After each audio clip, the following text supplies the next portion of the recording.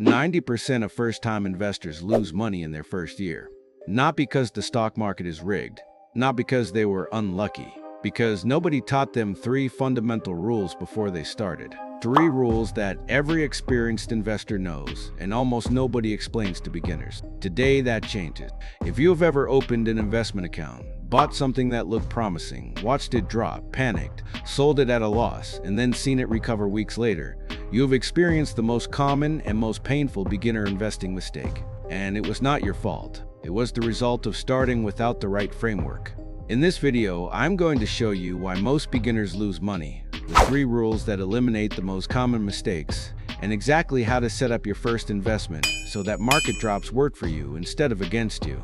And rule number 3 is the one that completely transforms how you think about market crashes forever. Let me start with the real reason most beginners lose money, and it is not the stock market. It is emotion. Specifically, 2 emotions: fear and greed. When markets rise, greed drives beginners to buy things that have already gone up significantly, buying high.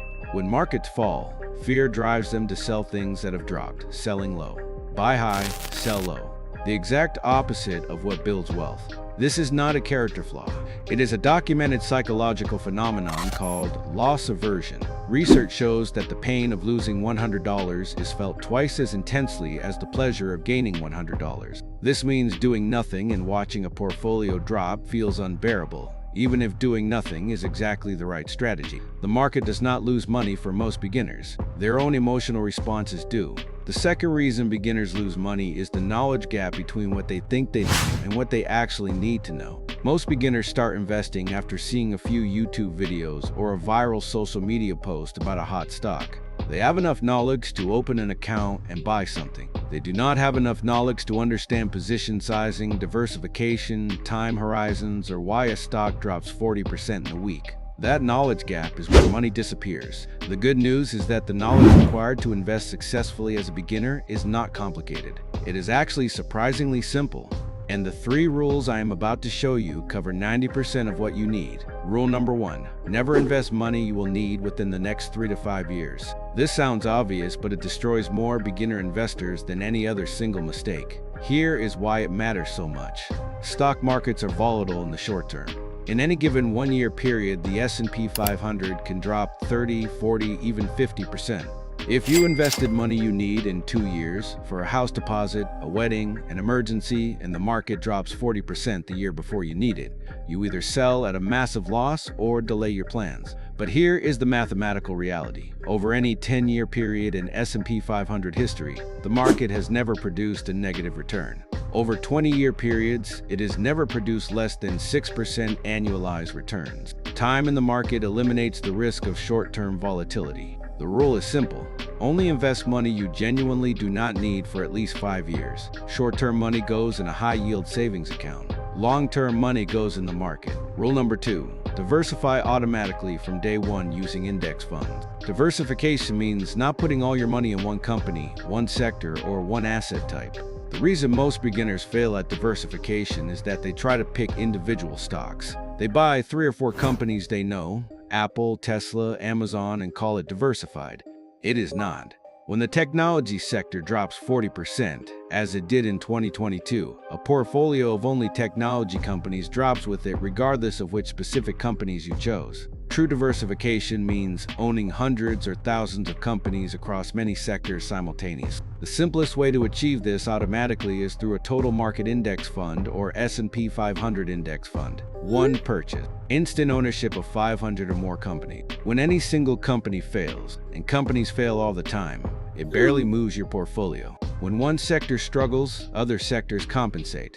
This is not exciting. It is also why it works. Rule number 3, and this is the one that completely changes how you experience investing. Market drops are not your enemy. If you are in the accumulation phase, meaning you are regularly investing money and not yet withdrawing, a market drop is one of the best things that can happen to you. Here is why. When you invest a fixed amount every month, let us say $300, into an index fund, you buy more shares when prices are low and fewer shares when prices are high. This is called dollar cost averaging, and it means market drops automatically give you a discount on future wealth. Think of it this way. If your favorite product went on sale for 40% off, you would not panic and throw yours away. You would buy more. A market drop is a 40% sale on the most proven wealth-building vehicle in human history. The investors who built the most wealth from 2009 onwards were the ones who kept investing through the 2008 crash while others sold. The drops are where the fortunes are built. Let me show you what applying all three rules looks like over 10 years. Investor A, no rules. Invests randomly, sells during crashes, concentrates in a few stocks. Likely outcome after 10 years, below market returns or losses. Investor B, 3 rules applied. Only invests money not needed for 5 years. Uses a total market index fund for automatic diversification. Keeps investing every month through all market conditions, including drops. After 10 years with $300 per month, based on historical averages, a portfolio worth approximately $62,000. Not because they were smart or lucky, because they removed emotion from the process and let compounding do its work undisturbed. The 3 rules are not investment strategy, they are emotion management. The most common pushback I get is, what about picking the right individual stocks? What if I pick Apple in 2010 or Amazon in 2005?